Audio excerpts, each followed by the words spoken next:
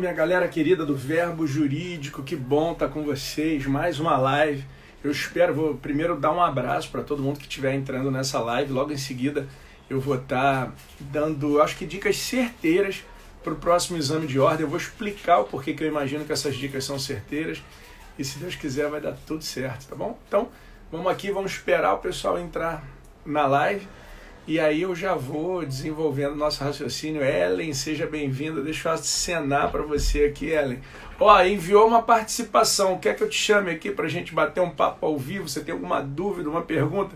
Se tiver, manda para mim. Oi, Renato, quero sim participar. Às vezes a gente esbarra, né? Boa noite, Ellen. Que legal te ter por aqui. Legal, vou esperar chegar mais gente para eu começar a falar sobre o tema de hoje. Enquanto isso, vou dando um abraço, querido. Obrigado por você estar presente aqui. Ó, brindando com a caneca do Mengão.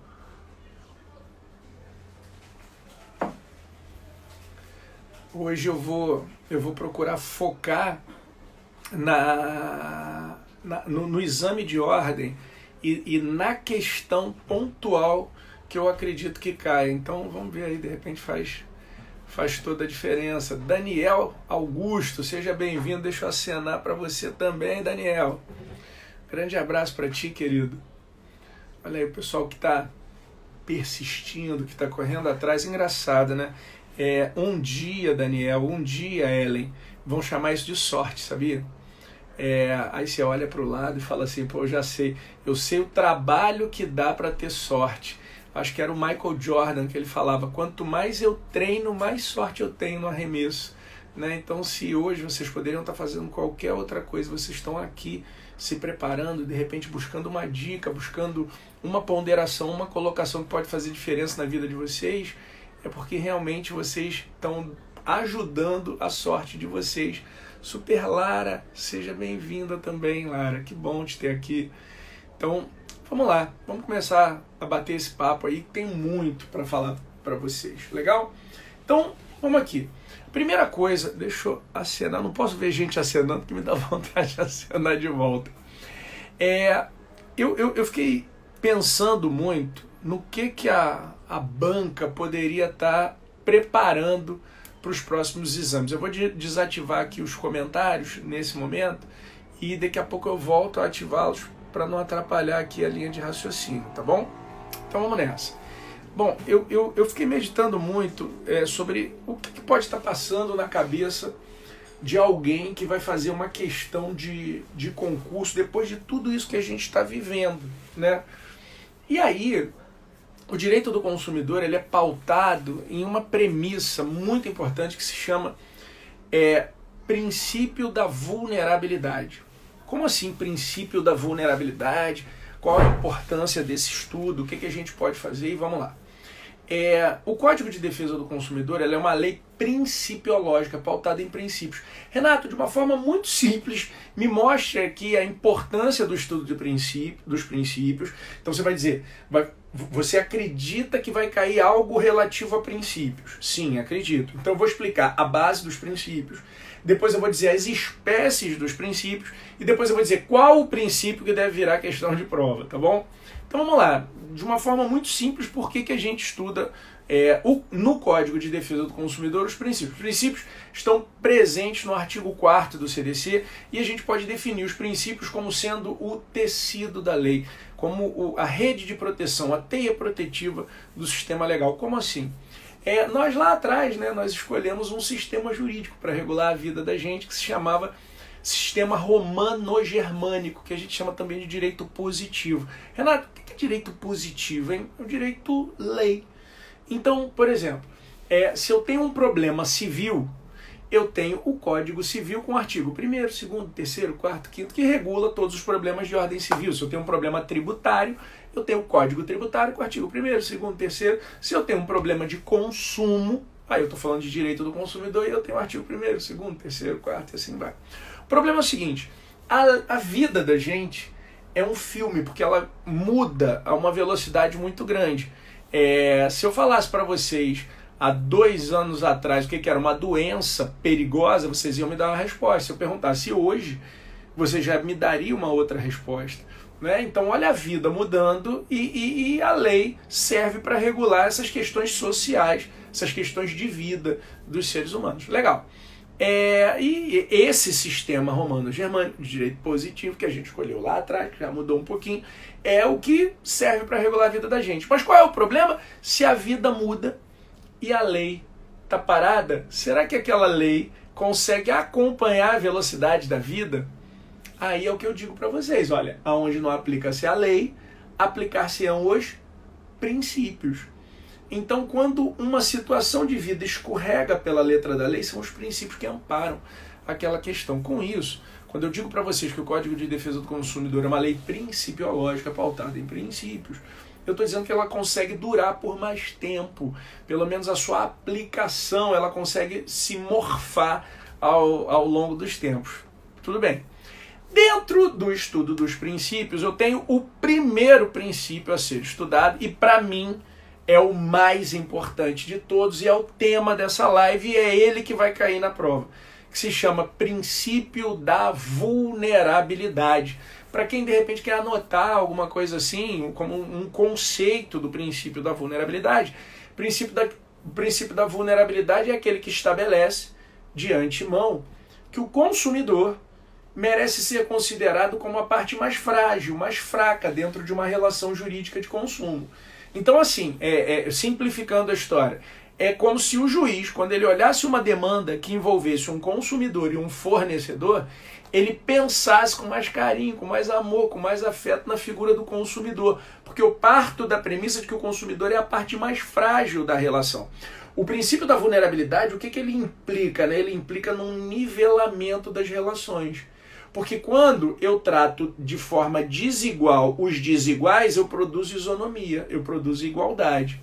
Legal. Então o princípio que você acredita que pode virar questão de prova seria o princípio da vulnerabilidade? Sim. Por quê? E vamos falar um pouquinho mais sobre esses princípios. Bom, se eu digo para vocês que a relação evidenciada entre consumidores e fornecedores é uma relação de desvantagem para o consumidor, daí eu precisar de um tratamento desequilibrado para eu equilibrar. Em toda e qualquer relação jurídica de consumo existe desequilíbrio. Só que em tempos de pandemia, esse desequilíbrio se acentua. Imagina você que comprou aquela passagem de avião e de repente falou, não pode voar. Ah, não. Ah, mas comprou com quem? Comprei com a TAM. Ah, mas comprou direto com a TAM? Não, comprei com a Decolar. Ah, entra em contato com a Decolar. Aí a Decolar não está atendendo. Ah, mas aí eu consegui falar com o atendente da Decolar. O que ele falou? Reclama com a TAM. Aí eu vou lá na TAM. O que a TAM fala? Ah, mas aí é um contrato empresarial. Teu problema é com a Decolar. E aí você fica, eu falo com a TAM, eu falo com a Decolar, vai chegando a época da passagem e você perdeu. Aí sai uma medida provisória que diz que eles têm 1 ano para resolver esse problema. Veja, você que já era mais frágil, depois do sistema legislativo, negocial, social, você se tornou mais vulnerável, mais frágil do que a média. Então você se tornou hipervulnerável. Estava fazendo uma live no outro dia com um dos grandes especialistas de direito do consumidor, o professor Vitor Guglinski, e ele estava levantando comigo e a gente debatia se nos tempos de pandemia já não existiria uma hipervulnerabilidade do consumidor em função de tudo isso que está acontecendo, e a gente acabou concluindo que sim, que essa hipervulnerabilidade ela existia. Bom, então se nós estamos mais vulneráveis do que a média, em questões de prova, normalmente a FGV gosta de trazer princípios. Então, num momento como esse, conturbado, como a gente está vivendo, a chance de numa prova cair uma questão de princípio da vulnerabilidade é muito grande. Só que aí eu tenho que conversar com vocês bastante sobre esse princípio da vulnerabilidade para que vocês compreendam e na hora que você observar aquela questão de prova chegando, você conseguir matar qualquer uma. Legal, então vamos lá. Bom, como assim é aquele que estabelece que o consumidor, aquela que estabelece que o consumidor tem que ser considerado como a parte mais frágil dessa relação jurídica de consumo? Gente, é porque de um lado eu tenho uma pessoa que se prepara pra caramba, se prepara monstruosamente para lidar com uma outra pessoa. E de outro lado eu tenho uma que diz, li e aceito as condições do contrato. Para você ter uma ideia da vulnerabilidade, como é que funciona isso, Os fornecedores, eles estudam meses, anos a fio, décadas a fio, de como é que eu influencio você no momento de uma compra. Existem técnicas de marketing que você não consegue entender como é que elas se desenvolvem, de tão complexas que elas são. Se a gente for ver, por exemplo, marketing de rede, né, o network marketing, não sei quem já teve um grande amigo que te convidou para uma grande oportunidade de ganhar dinheiro, de ficar milionário, não sei o quê. Veja, não é mais uma empresa que está se aproximando de você, é um amigo, às vezes o melhor amigo, que está te chamando para ir num evento inteiramente gratuito. O que acontece com a tua guarda? O que você faz? Você baixa a guarda. Você está diante de uma relação afável, uma relação segura. Só que quando chega lá, aquele teu melhor amigo, na verdade, está querendo te cadastrar para você se tornar um representante daquela empresa. Isso é uma técnica de marketing muito forte que às vezes você pode comprar por impulso. Eu sustento que quando você compra por impulso diante de uma técnica de marketing como essa, você tem inclusive o direito de arrependimento, por mais que a compra não tenha sido se caracterizado como lá o artigo 49 diz, que são só as compras fora do estabelecimento comercial, porque no meu modo de ver, você é remetido a um estado anímico que te deixa tão frágil quanto aquele da compra à distância. Então, a compra de marketing multinível, marketing de rede, no meu modo de ver, você teria o direito de arrependimento. Tá bom? Então, eu estou mostrando como é que você é mais frágil. O cara sabe que tu faz compra da direita para a esquerda no mercado, né? Eles colocaram câmeras na entrada dos mercados e eles olham. Olha, peraí, deixa eu ver uma coisa aqui. As pessoas, quando entram no mercado, elas escolhem um lado para seguir. Que lado que ela escolheu? Normalmente as pessoas vão para o lado direito. Então os fornecedores colocam os produtos mais pesados da direita para a esquerda para quase que 100% dos consumidores comprarem da direita para a esquerda. E os produtos mais caros estão da direita para a esquerda. Estão dentro do raio de visão do brasileiro médio, que é a prateleira 1 e a prateleira 2. Tá vendo aqui? A prateleira 4, que é essa daqui de baixo, a pessoa quase não olha. Tanto que os fornecedores pagam mais para os seus produtos ficarem nessas duas prateleiras. Digam para mim que eu dando essa aula, você não deu aquela... Veja se de repente você tentou saber quem são os autores desses livros, assim, né? Ou pelo menos tentou reconhecer, ou se você prestou atenção nos que estão lá em cima. Provavelmente você deve ter olhado esses daqui. Por quê? Porque é justamente assim que a técnica se desenvolve. Então, como eu tenho uma pessoa que se prepara para lidar com a outra, eu parto da premissa de que aquela pessoa que se preparou ela é mais forte. Tudo bem. Só que essa fragilidade do ser humano frente à iniciativa privada, ela tem várias vertentes. Como assim tem várias vertentes? A vulnerabilidade ela possui espécies, e aí a gente pode se aprofundar mais ainda. Como assim a vulnerabilidade possui espécies? A vulnerabilidade ela pode ser técnica. O que é uma vulnerabilidade técnica? É quando falta ao consumidor a expertise, a proficiência técnica para se fazer valer em relação àquele direito. Você quer ver uma coisa? Imagina que você bateu com o seu carro, pum, e o airbag não abriu. Como é que você prova que o airbag não abriu por culpa do airbag e não por sua culpa? É muito difícil. Só para que vocês saibam, o dispositivo de airbag, para ele poder abrir, ele tem que ter uma série de fatores conjugados para ele deflagrar ou não. Ah, como assim uma série de fatores conjugados? Você sabia que se você bater num carro e o carro estiver freado, né, o carro da frente está freado, está parado no sinal, você bateu, pum! Como ele está parado, o efeito é como se tu estivesse batendo num poste, como se você estivesse batendo num muro, é o chamado efeito elástico. Por quê? Você bate e volta, tá vendo? Efeito elástico. Pum, voltou. Quando o efeito for elástico, o airbag abre. Se o carro da frente estiver solto e você bater e o carro andar, o airbag não é para abrir. Porra, você sabia disso? Que para o airbag abrir, o efeito tem que ser elástico, não pode ser inelástico. Você sabia que você tem que estar de cinto de segurança para o airbag abrir? Ah, por quê? É porque antigamente, quando o carro batia, o airbag abria. Aí tinha gente se machucando, porque a batida era pequena e aquele airbag arrebentava com a pessoa. Então eles criaram vários fatores que, quando conjugados, você faz abrir o dispositivo sem ter esse tipo de problema. Então vamos supor que eles tenham 50 fatores. Quando 20 fatores se conjugarem, abre.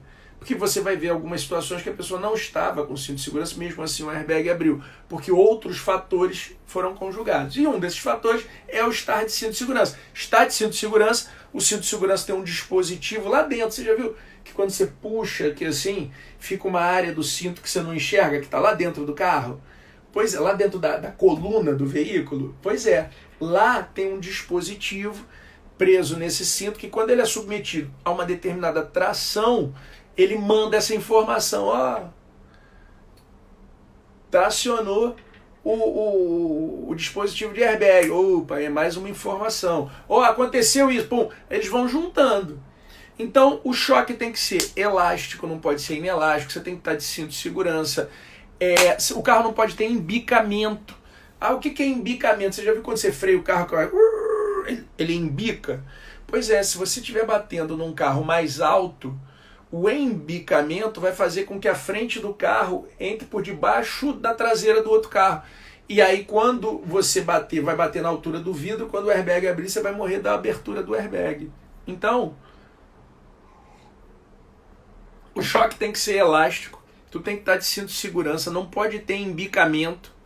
Será que é fácil para o consumidor provar essa desgraça?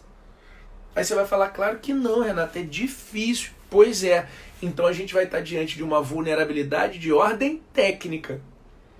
Assumiram meus arquivos do Dropbox. Como é que tu prova que sumiu, o arquivo sumiu, ou os arquivos sumiram, por tua culpa que de repente deletou sem querer, se foi um terceiro ou se foi um hacker? Difícil também. Ah, Renato, então isso seria uma vulnerabilidade fática. Você está falando que acredita que vai cair na prova uma questão de fragilidade, de vulnerabilidade, e que é um consumidor diante de uma relação que ele vai estar sendo mais fraco do que o fornecedor, vai cair uma questão assim, e a resposta é o princípio da vulnerabilidade, só que você está explicando as espécies da vulnerabilidade para toda e qualquer modalidade que cair, eu tá ligado? É isso que eu estou fazendo. É exatamente isso que eu estou fazendo. Deixa eu só dar uma olhada no pessoal que entrou aí na live, que entrou muita gente enquanto eu fiz, porque o que eu faço? Eu desativo os comentários para eu não perder um pouco da minha atenção. Então, quem entrou durante a live aí, quiser mandar um abraço, quiser mostrar, olha o André Moreira aí, um abraço, André, seja bem-vindo, cara, obrigado por você estar aqui comigo, tá bom? A Ellen está pedindo para participar, você quer participar mesmo, Ellen? Olha lá, VPQTP, eu não quero nem saber o que é isso. Vai, legal para você também. Joinha. Ellen, tu quer participar aqui da live? Quer trocar uma ideia com a gente? Quer bater um papo? Eu puxo você aqui. Topa? Faz um joinha assim se você topar, porque mandou aqui, né, querendo participar. Deixa eu só ver se você pediu mesmo ou se de repente você esbarrou. Deixa eu fazer o seguinte. Vamos ver. Ela tá a fim de participar. Se apareceu alguém, não, pelo amor de Deus, foi sem querer. Opa, recusou. Então era isso mesmo que eu precisava saber, Ellen. Obrigado, você está aqui desde o começo da nossa live, tá, querido? Então deixa eu voltar. Deixa eu fechar aqui para não perder minha atenção de novo. Legal. E aí eu estava falando desse princípio da vulnerabilidade, da fragilidade, essa é a questão de prova, só que a vulnerabilidade pode ser técnica, que é quando falta ao consumidor a expertise, a proficiência técnica para poder demonstrar a lesão sofrida, o perigo, tá bom. Além disso, eu tenho uma outra vulnerabilidade que se chama vulnerabilidade fática. Renato, o que é a vulnerabilidade fática? É quando o consumidor não consegue demonstrar a dinâmica do evento. Ou seja, como os fatos, como a relação jurídica se desencadeou. Ah, Renato, me diga aí como é que eu tenho dificuldade de provar como é que a relação jurídica se desencadeou. Gente, olha para mim. Imagina que você foi maltratado numa loja, você foi vítima de algum tipo de agressividade, ainda que seja verbal, e como é que tu prova depois que você foi vítima dessa agressividade? Né? É aquela história que a pessoa vai e te trata super mal, aí você fala, cara, eu vou te processar. Aí você fala, é mesmo? O fornecedor falando, então vá procurar os seus direitos. Pior que dá para você encontrar vários direitos, né? Então, e eu vou trabalhar isso com vocês. Eu tive um caso muito interessante. Olha isso, a gente tem aqui no Rio, fofoca, né? A gente tem aqui no Rio de Janeiro um shopping, já viu shopping de rico? Né? Aquele shopping caro pra cara. O shopping, cara, eu não sei por que aquele shopping tá aberto. Porque você anda, é uma opulência, um negócio grande pra caramba, tudo de mármore, um negócio alto e tal. Sabe? É tudo muito. E as lojas, só assim, Louis Vuitton, Prada, Armani. Não, Armani é pouco, nem tem. Os negócios assim, sabe, muito grande. Legal. Aí, olha o caso que a gente pegou no outro dia. Um menino negro, filho de uma cliente da gente lá do escritório, ele entra na loja imagina uma grande loja dessa, não vou falar o nome aqui. E ele começa a ver coisas. E as pessoas olhando daquele jeito, tipo, para o garoto. Enfim, na hora que o garoto está indo embora, um dos seguranças da loja aborda ele, chama a segurança do shopping, dizendo que ele roubou a camisa que ele estava usando. Era um casaco, tipo uma jaqueta que ele estava usando. Bom, você imagina aí a confusão que é feita ali. Roubou a camisa da loja tal. Levam o garoto lá para dentro. E aí eles vão pegar as imagens, né, para avaliar tal. E aí nas imagens, nisso a gente já está chegando para auxiliar. Nas imagens, mostra o garoto entrando com a camisa. A camisa era dele. Só que aí rolou um preconceito desgraçado com o menino e acharam que ele tinha roubado aquela jaqueta. Deixa eu perguntar uma coisa para vocês. Isso é extremamente nojento. Isso dá vontade de dar porrada, sabe? Você se coloca no lugar do pai de uma criança dessa. Você se coloca no lugar da criança, se ela vai esquecer isso pro resto da vida. Então é tiro, porrada e bomba para uma raça dessa. Entendeu? Para uma galera que faz uma merda dessa. Um fornecedor nojento que pratica um ato como esse. Sem ter um mínimo de critério. Legal. Qual é o problema? Prove que isso aconteceu. O garoto estava sozinho. Você quase que ingenuamente deve estar querendo levantar o braço para dizer assim, mas Renato, aí a gente pede as imagens, né? Aí a gente pede a inversão do ônus da prova, não é? E eu vou falar, é isso mesmo. Graças a Deus existe o Código de Defesa do Consumidor que concede a possibilidade da gente inverter o ônus da prova. Mas veja, para se inverter o ônus da prova, só existiu essa figura jurídica de inversão do ônus da prova porque lá por trás eu tinha alguém mais frágil. Se a relação fosse igual, o ônus da prova cabe a quem alega. Mas como de um lado eu tenho uma parte mais frágil, mais débil em relação àquele grande fornecedor, a lei, por causa do princípio da vulnerabilidade, por causa do princípio da hipossuficiência, confere a esse consumidor a possibilidade de inverter o ônus da prova. Mas o que dá aso à inversão? A vulnerabilidade fática. Nesse caso, fática. Porque podia ser técnica também. Então a vulnerabilidade pode ser técnica, a vulnerabilidade pode ser fática, a vulnerabilidade pode ser econômica. Ih, rapaz. Econômica / processual. Renato, eu posso ser mais frágil sob o prisma processual? Vou contar uma história para vocês. Tem um processo muito importante do nosso escritório.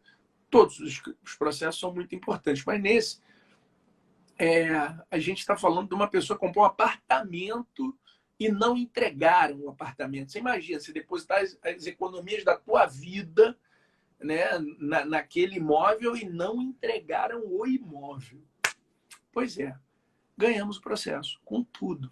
Dinheiro de volta. Agora, em momentos de pandemia, eu vou dizer como é que está funcionando aqui no Rio de Janeiro. Não sei como é que está funcionando nos outros estados. Mas aqui no Rio estão existindo sessões virtuais. Então, os processos estão sendo julgados em segunda instância bastante. Só que esse é um processo que eu não posso deixar cair na vala comum. Então, eu preciso fazer a sustentação oral. Então, como é que está o procedimento agora nesse tempo de pandemia? Sai uma publicação perguntando se a gente quer fazer a sustentação oral ou se a gente quer que julgue com todos os outros processos. Tem processo julgando meia-noite, meia-noite e meia, tá desse jeito, né? Tá bom, e tu imagina, 2.000 processos, 1.000 processos. Eu não quero, eu quero sustentar para mostrar tudo que aconteceu, rememorar, ter mais carinho com aquele processo. Tudo bem, então vem e aí sai o despacho para você dizer se deixa julgar como tá ou se você quer sustentar. Bom, aí eu fui e disse, eu quero sustentar. Legal, você sabe qual é o passo a passo de quando a gente diz que quer sustentar? Para o processo, até voltarem às audiências, quer dizer, até acabar esse procedimento todo de segurança que a gente está adotando em função da Covid. E quando acabar, vão marcar uma data.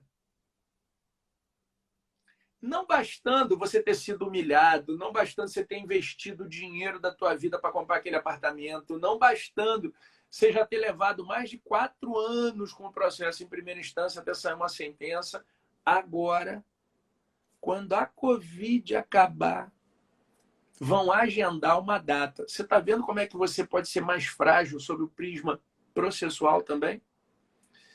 Então, a vulnerabilidade pode ser técnica, a vulnerabilidade pode ser fática, a vulnerabilidade pode ser econômica. Opa, então, técnica. Ah, tu me disse aí o caso do airbag que não abre, como é que uma parte é mais frágil do que a outra? Pode ser mais frágil sob o prisma processual, olha o que está acontecendo agora. Pode ser mais frágil sob o prisma fático, como é que você prova o que aconteceu? Olha o garoto entrando na loja. Finalmente não, você ainda tem a vulnerabilidade econômica, que é aquela que resulta de uma diferença econômica entre as partes. Quem é o Renato para brigar economicamente com o banco tal? Ele é muito mais fraco, ele é muito mais frágil. Então, a vulnerabilidade pode ser técnica, pode ser fática, pode ser econômica, pode ser processual. E vamos fechar? A vulnerabilidade também pode ser informacional. Como assim vulnerabilidade informacional? É aquela em que surge de um déficit de informação entre o consumidor e o fornecedor. É aquela em que o fornecedor se encontra num patamar superior no que diz respeito a ser o detentor de todas as informações, enquanto que o consumidor, justamente por não ser o detentor dessas informações, é que se evidencia a fragilidade do mesmo. Ah, Renato, porra, a informação é... Gente, quando eu falei para vocês do airbag, na boa, você sabia que tinha que estar de cinto de segurança para o airbag abrir? Alguém sabia o que era choque elástico ou choque inelástico? Ih, Renato, não sabia. Pois é, faltou o que na hora da venda? Informação. Mas olha o que o fornecedor vai falar. Ah, mas tá lá no manual. Aí você vai falar, ah, tá no manual? Tá. Então tá isento de responsabilidade porque tá no manual? É. Quem lê a porra do manual?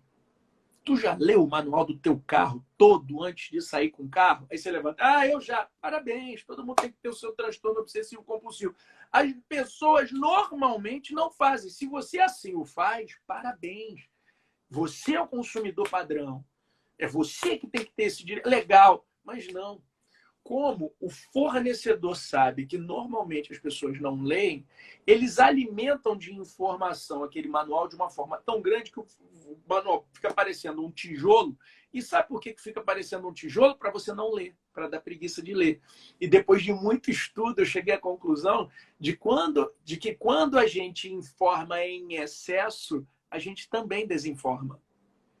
Eu achava lá atrás, né, o que é ingenuidade? Eu achava lá atrás que a melhor maneira de desinformar era informar pouco, que aí eu não estou informando. Aliás, pior, eu não estou informando, eu não informei, beleza. Mas quando eu informo em excesso, eu também não informo. Ou até mesmo, aí sim concluindo, eu desinformo. Porque as informações são tão complexas e a quantidade é tão grande que isso gera uma nuvem entre o consumidor e o fornecedor. Você não enxerga direito aquela relação. Ah, Renato, entendi. Então, a vulnerabilidade informacional resulta desse déficit informacional do consumidor. Sim, me dá um exemplo. Me mostra aí como é que eu sou muito informado e às vezes eu sou pouco informado. Vamos lá.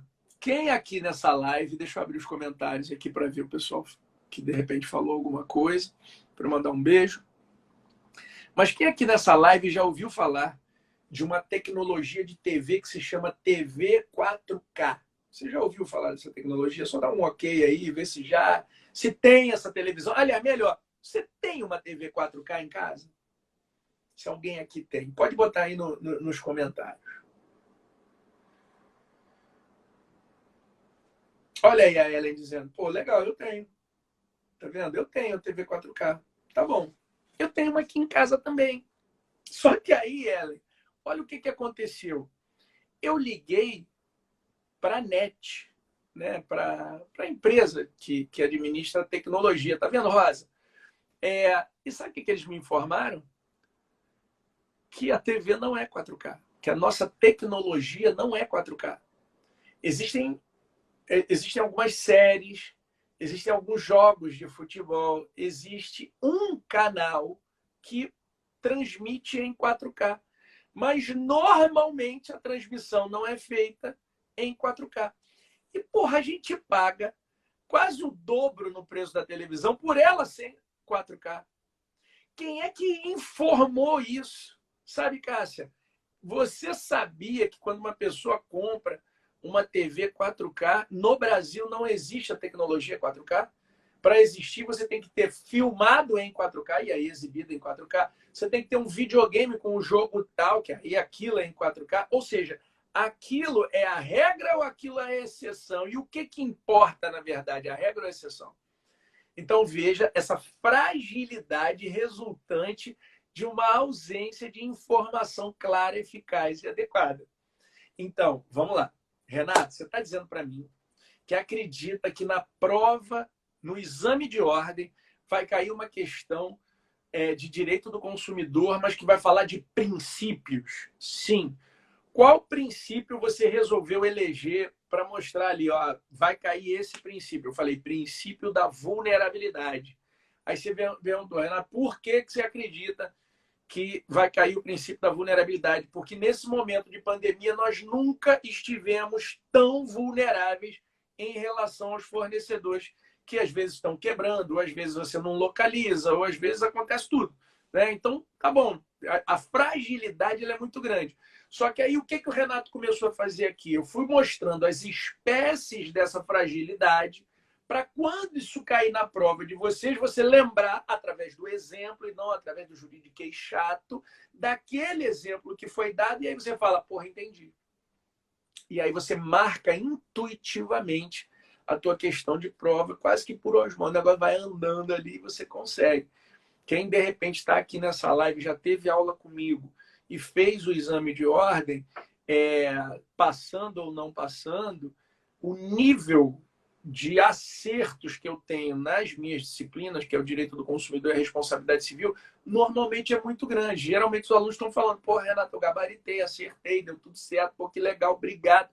Por quê? Porque eu trabalho com o direito em si e eu trabalho com caso concreto.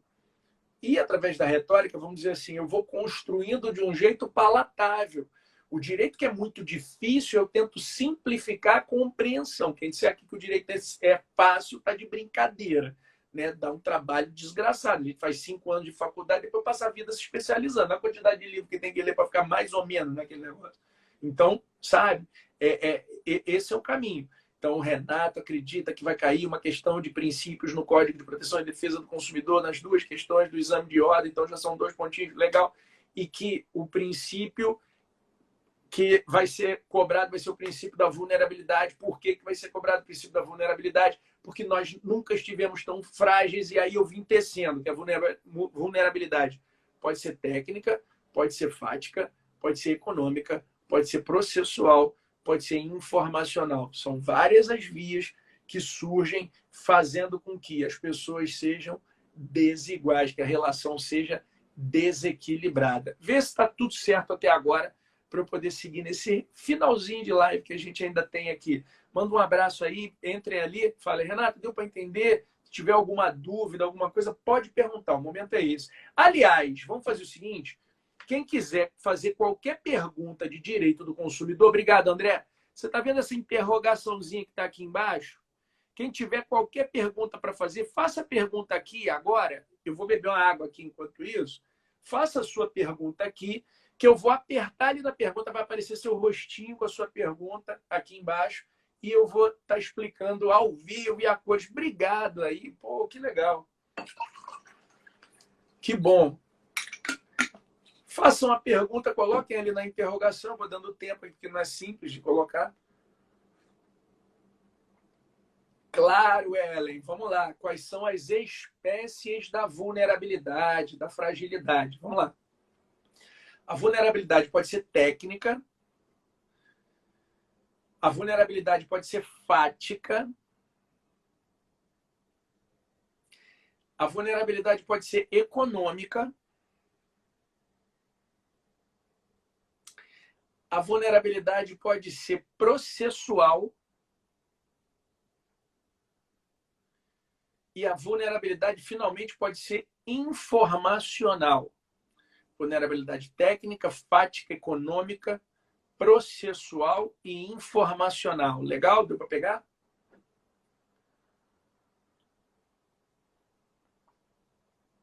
Beleza. Rosane, você que é maravilhosa, querida. Muito obrigado. Pô, que legal. E todo dia, né, gente? Eu fico pensando, né, nessas fragilidades, né? Como é que a gente passa por situações muito difíceis frente à iniciativa privada, né? Cara, nesse momento de pandemia, vocês não sabem como que me dá vontade de comprar. Porra, é curso online, produtos pra cacete. Agora que eu tô mais em casa, tô lavando louça, essas coisas assim, eu vejo coisa pra casa, eu fico doido ali olhando para aquilo, mas, porra, pode comprar isso, pode comprar aquilo. Porque toda hora chega um WhatsApp, chega um Instagram, chega alguma coisa mostrando um negócio legal. E como eu acho que a gente nunca navegou tanto na internet como tem navegado, aí mesmo que a gente começa a buscar, né? Entra nesses Alibaba, não sei o quê, e começa a ver, leva 10 anos para chegar, mas chega.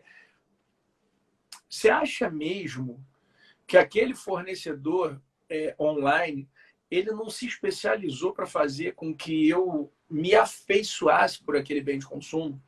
Tem um texto que eu acho muito legal que diz assim, os homens de marketing não vendem produtos. Homens de marketing vendem, olha isso, homens de marketing não vendem produtos.